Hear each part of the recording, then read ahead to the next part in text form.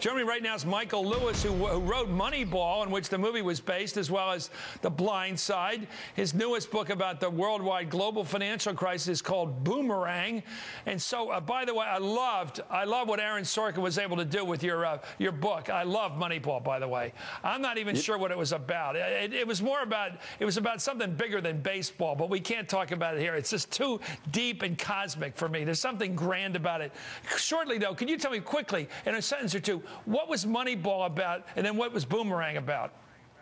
At its heart, Moneyball was about the way markets, even the markets for baseball players, misvalue people and the way people get misperceived. And I mean, it's an astonishing story that baseball players can be systematically undervalued, and that some team can come along and take advantage of that. And that's at bottom what it was about. And Boomerang is really an extension of a book I wrote a year ago, or published a year ago, The Big Short, about the financial crisis. I mean, I think what you're seeing down on Wall Street is an expression of the fact that the financial crisis never really ended.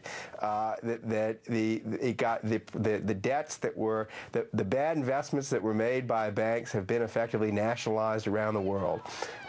And you've got now sovereign states that are not credible financially. And you see on the horizon. I'm sorry, what are the people up in those buildings and those well-appointed offices looking down on these people thinking right now? Are they a little scared? Are they chuckling at it? What do you think their emotional reaction is to this craziness we're looking at? Some of this stuff, people being pushed around by the police, a guy down in a crouching position. What are they doing up there and thinking in the high-rises? If I had to guess, it would be that they think it doesn't concern them very much yet. I mean, put yourself in the position of someone inside a Goldman Sachs or a Morgan Stanley. You've had your way with the world.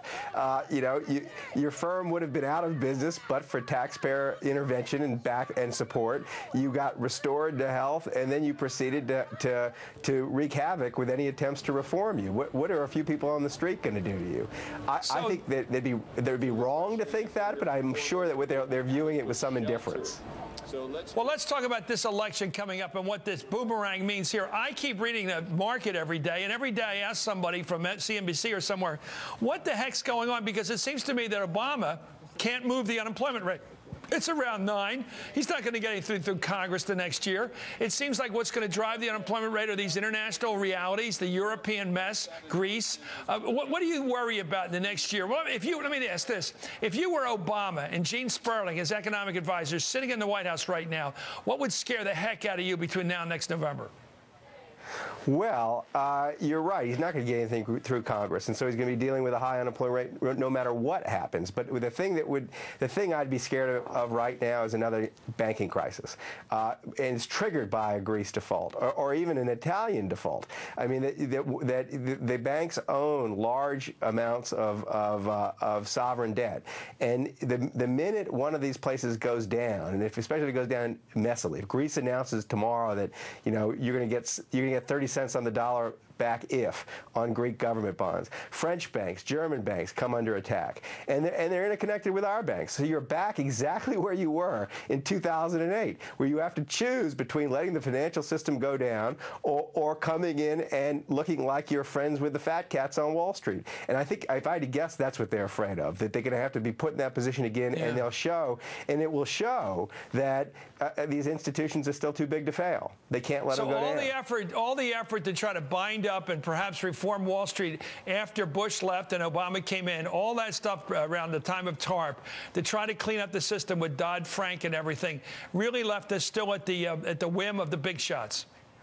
We're still vulnerable, yes. The situation is a little different, but still, basically, if Goldman or J.P. Morgan or someone walks into the Treasury tomorrow and says, we're insolvent, we need help, we're not going to open the doors tomorrow, I don't think the Treasury is going to have any choice but to do what they did all over again. And that would be, I would think, a political problem.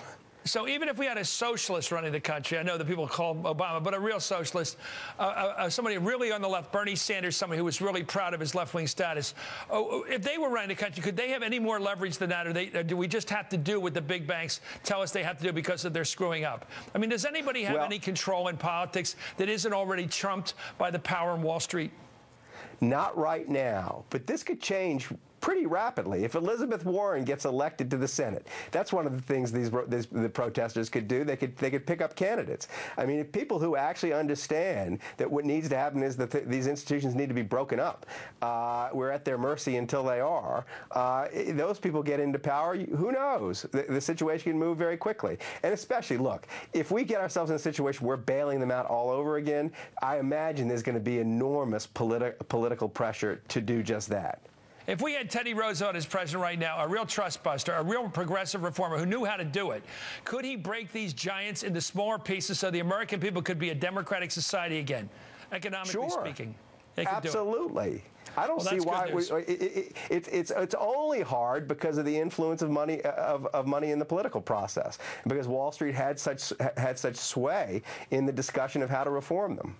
I smell it every day. Thank you, Michael Lewis. Thanks. I'm glad to know that at least it's possible if we get the right people running the country. Up next, Herman Cain's hoping his candidacy doesn't melt away like his choice of ice cream, actually. Stick around for the sideshow. I still think that guy's rocky on the Republican side. You're watching Hardball, only on MSNBC.